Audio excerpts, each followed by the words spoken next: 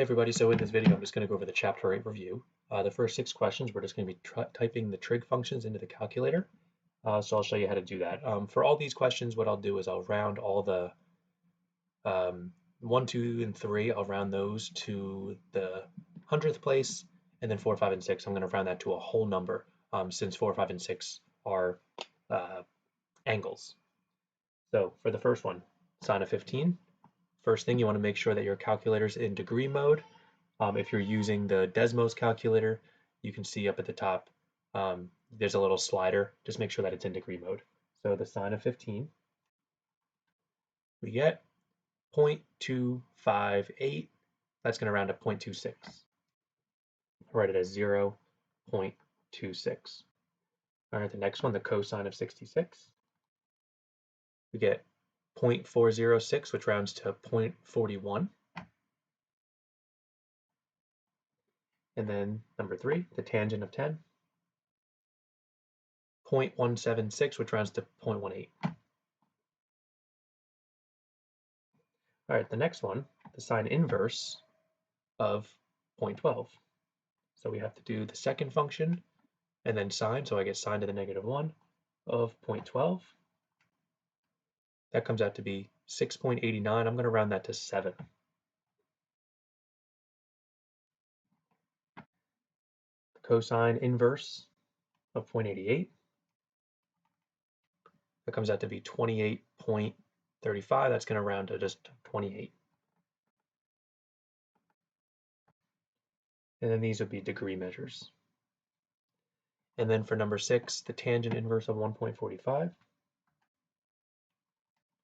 That comes out to be about 55 degrees.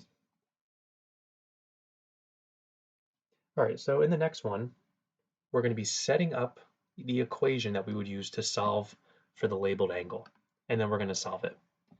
So what we do, we circle the angle. We label the two given sides. 14 is the opposite side. 20 is the hypotenuse. O and H, that's going to tell us if we think of our SOHCAHTOA.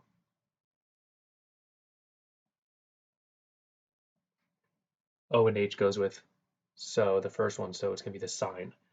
So to find A, it's going to be the sine inverse of 14 over 20, opposite over hypotenuse. And then when we solve that one, sine inverse, 14 divided by 20, that comes out to be 44 degrees.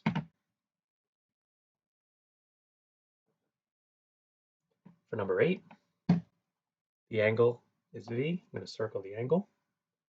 45 is the opposite. 12, that's the adjacent. So if we go back to SOHCAHTOA, we're going to use tangent. So we're going to do the tangent inverse of opposite over adjacent, which is 45 over 12. And then when we type that in, tangent inverse of 45 divided by 12, that comes out to be about 75 degrees.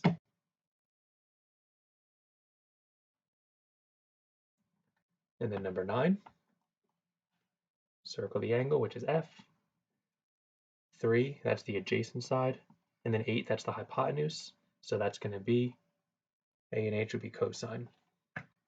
So it's going to be the cosine inverse of adjacent over hypotenuse. That'd be 3 over 8. So that's our setup. And then the cosine inverse of 3 divided by 8, that comes out to 68 degrees. All right, in number 10 and 11, we need to solve for all the missing parts. So they give us angle E is 90 degrees, angle O is 34 degrees, so we can easily find angle G by subtracting these from 180. So I'll start off with that. 180 is the entire triangle. Subtract the two given angles, so minus 90 minus 34, and that's going to be 56. So angle G is 56 degrees. All right, now we need to find missing sides. So we have to find two different sides. So take your pick, whichever one you want to use. My suggestion for doing these questions, just in case you got this answer wrong, I would use only the stuff they gave you. So they gave you that this angle was 34, so that's going to be our angle that I'm going to circle. They gave us the opposite side. And now let's say we want to find EO first, that's the adjacent side. So opposite and adjacent, that's the tangent. So we're going to do the tangent of 34 equals opposite over adjacent, so that'd be 4 over, we'll call this EO. So to find what EO is, we cross multiply, and we would get EO times the tangent of 34 equals 4. And then to get our answer, we would end up dividing 4 by the tangent of 34. So it's going to be 4 divided by the tangent of 34, and we get about 5.93. So EO is about 5.93.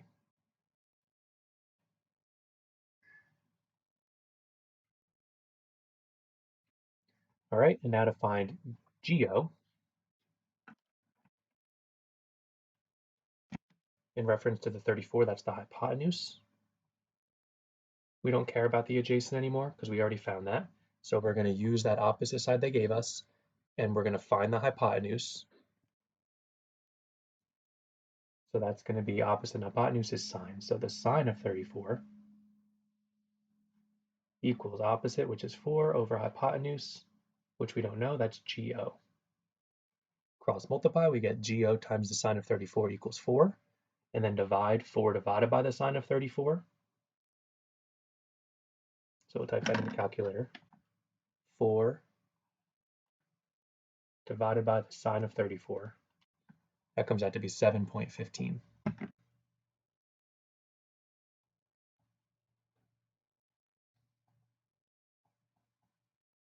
Okay, so moving on to the next one. We're going to do the same thing, but in this case, they gave us two sides and none of the angles. So anytime you're given two sides in a right triangle, you find the third side using the Pythagorean theorem. So a squared plus b squared equals c squared. Make sure that 15 is your hypotenuse, so that has to be your c. So I'm going to do 12 squared plus em squared. You can also call it x squared if you choose, equals 15 squared. 12 squared, that's 144, plus em squared equals 225. Now I'm going to do 225 minus 144, and I get 81. So em squared equals 81. And then to find em, I get rid of the square by square rooting both sides, and we get em equals 9.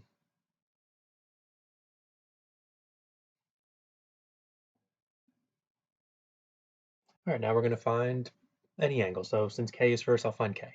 So circle the angle.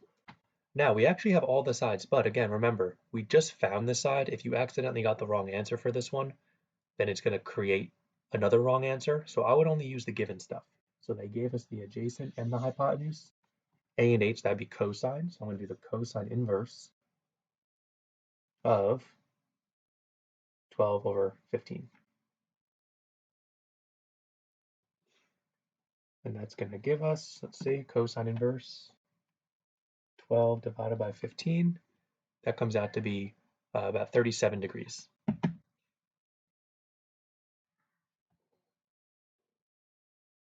All right, now to find the measure of angle M, now I'm going to circle angle M. And we have, now this becomes the opposite from M and the hypotenuse. So that's going to be the sine inverse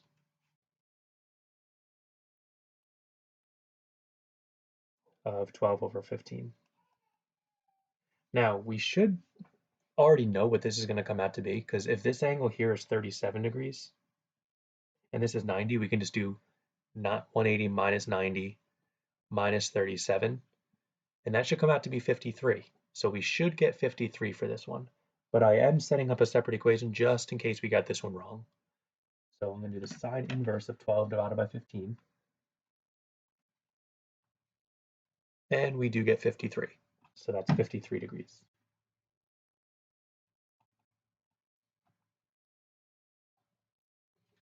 All right, the next question, number 12.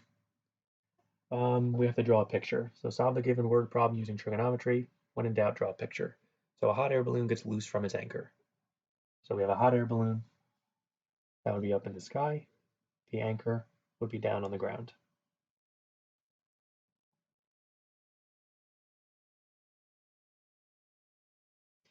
The operator is looking at the balloon at an angle of inclination of 34 degrees. So I guess the operator is by the anchor.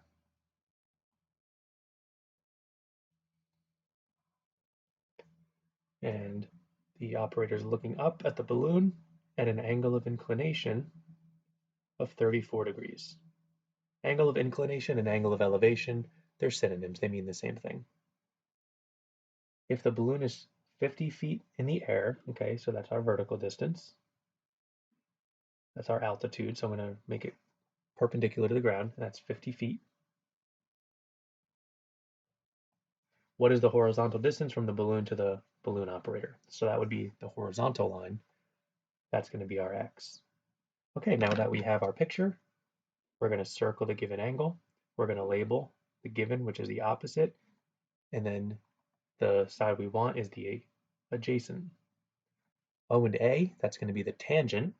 So the tangent of 34 equals opposite, which is 50, over adjacent, which is x. Cross multiply, and we get x times the tangent of 34 equals 50, and then divide 50 divided by the tangent of 34. Now you can show this step if you want. I'm just saying it out loud. 50 divided by the tangent of 34. That comes out to be 74.12. Oh, sorry about that. 128, that becomes 74.13. And that would be in feet. So the horizontal distance from the balloon operator to the balloon, that'd be 74.13 feet. Okay, number 13, a circus tent is held up by support poles. A wire is attached to the top of the pole and meets the ground at an angle of inclination of 40 degrees. Okay, so we have a pole, vertical pole, holding up a tent. There's a wire that's attached to the top of that pole and hits an anchor.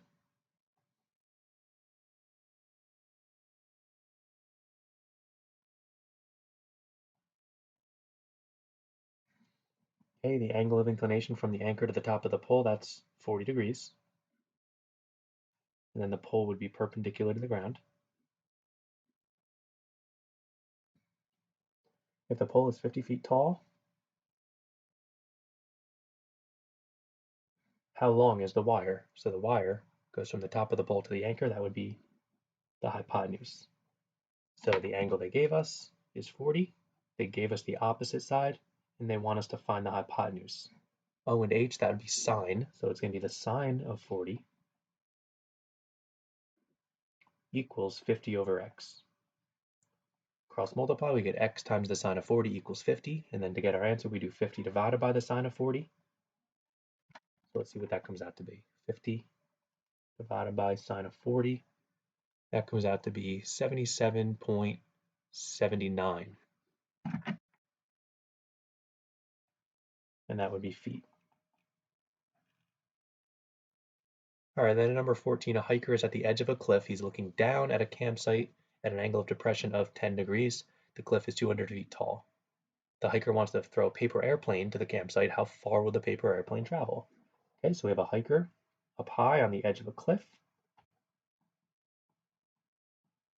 He wants to throw a paper airplane down to a campsite.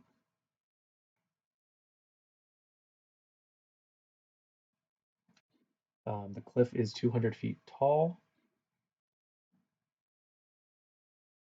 That's the altitude, so it's going to be perpendicular to the ground.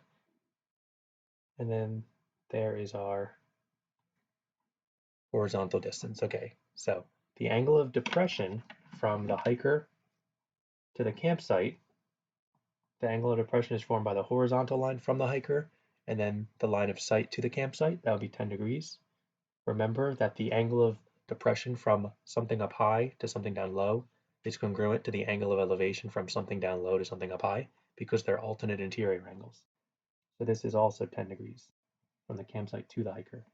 Okay, the cliff is 200 feet tall. How far would the paper airplane travel? So this would be the hypotenuse. So we have from the campsite, the cliff would be the opposite side, and then the paper airplane, that would be the hypotenuse. So again, we're going to use sine. So the sine of 10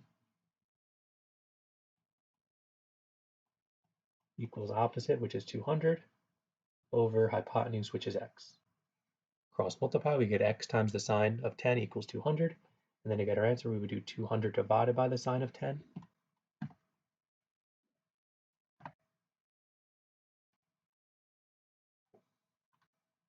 And we get 1,151.75. And that would be feet. So that's how far the paper airplane would have to travel to get from the hiker to the campsite. Okay, on to the next one, number 15. We have a multi-part question here. A mover has a ramp to unload furniture into the back of a truck. The floor of the cargo area is 6 feet above the ground, and the ramp meets the ground 10 feet away from the truck. So let's draw a picture for that. So we have a truck.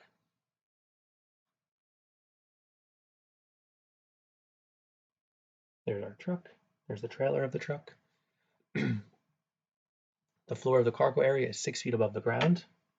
So that's going to be the horizontal distance from the bottom of the truck to the ground. That's going to be 6 feet. The ramp meets the ground 10 feet away from the truck. So that would be the horizontal distance would be 10 feet.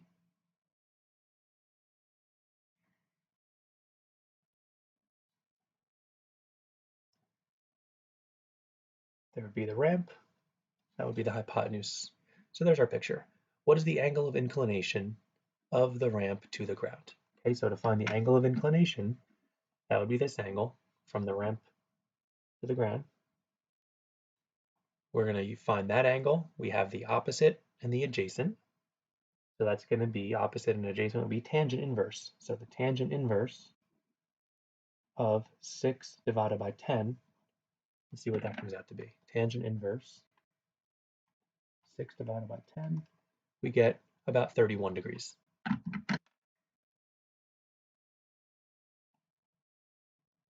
All right, what is the angle of depression from the ramp to the floor of the cargo area?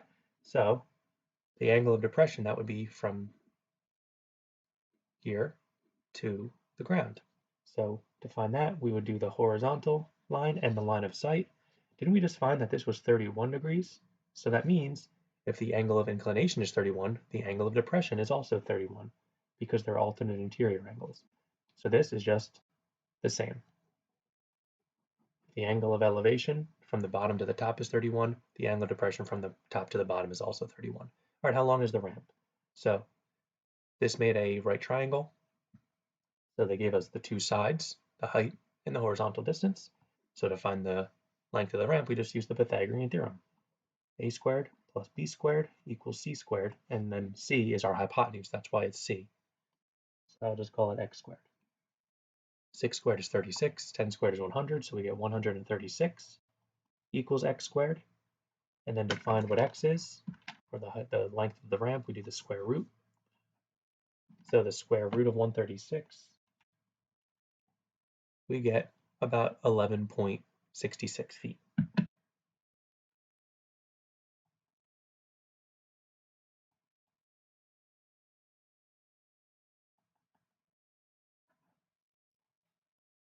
All right, number 16, find all the missing side lengths. Use the proportion provided to find u. All right, so the proportion they gave us, u over 9 equals 9 over 3.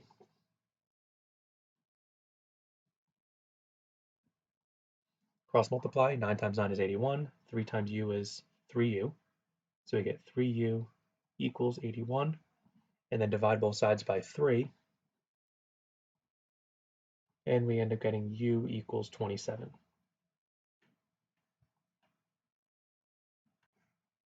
Now to find v, we have a right triangle here. They gave us the two legs. We want to find the hypotenuse. So that's going to be 3 squared plus 9 squared equals v squared. 3 squared is 9. 9 squared, that's 81. 9 plus 81 is 90, so we have v squared equals 90. And then to find what v is, we do the square root. So the square root of 90, that gives us about 9.49.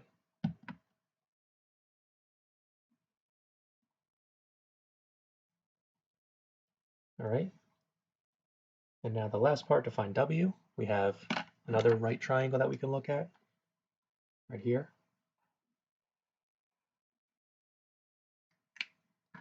So w would be the hypotenuse of that one. So to find w, we're going to do leg squared plus leg squared, so that'd be 9 squared plus 27 squared equals w squared. So let's say 9 squared plus 27 squared equals 810. So w squared equals 810. And then take the square root of 810. We get about 28.46. So just using the Pythagorean theorem for those. All right, and on to the last page. Number 17, solve for the missing variable. We have a right triangle. They gave us two sides, so we can just use the Pythagorean theorem. So that's going to be x squared plus 7 squared equals 11 squared. X squared plus 49 equals 121. We're going to do 121 minus 49, and we get 72. So x squared equals 72. And then to find x, we do the square root of 72, and we get 8.49.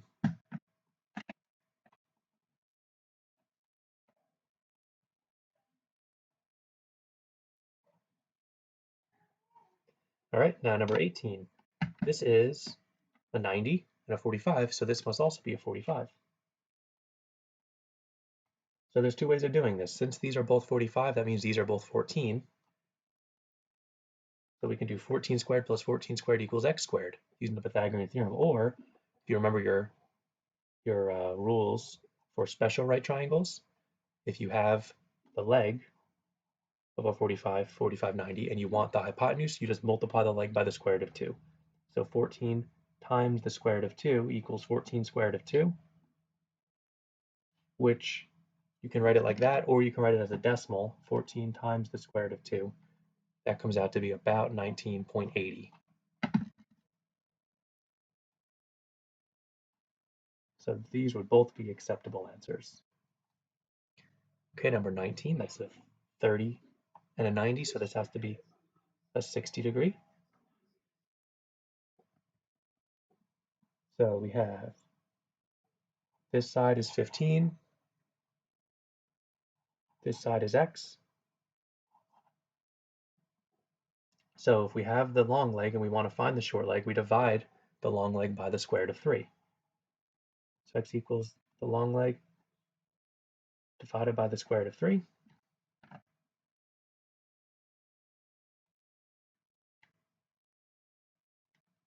And we get 8.66.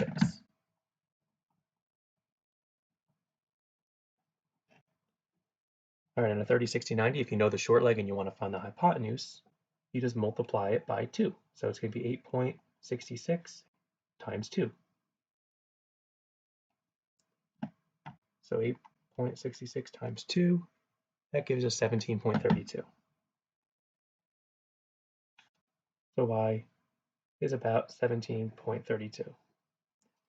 All right, and then number 20, we're going to simplify the following square roots without decimals. So that means that we're going to use our radical rules here. So the square root of 27, we think of the biggest perfect square that divides into 27, that would be 9. So this would break into radical 9 times radical 3. The square root of 9 is a perfect square, which is 3. And then the square root of 3 is not a perfect square, so it stays as a radical. So that's our simplified radical form. The next one, 3 radical 32. The 32 breaks into 16 times 2, so that's going to be 3 times the square root of 16 times the square root of 2, which becomes 3 times 4 times the square root of 2, and then 3 times 4 becomes 12, so this would be 12 square root of 2. And then our last one, 8 radical 27 over radical 5. The square root of 27, that can break up into radical 9 times radical 3. The square root of 9 becomes 3.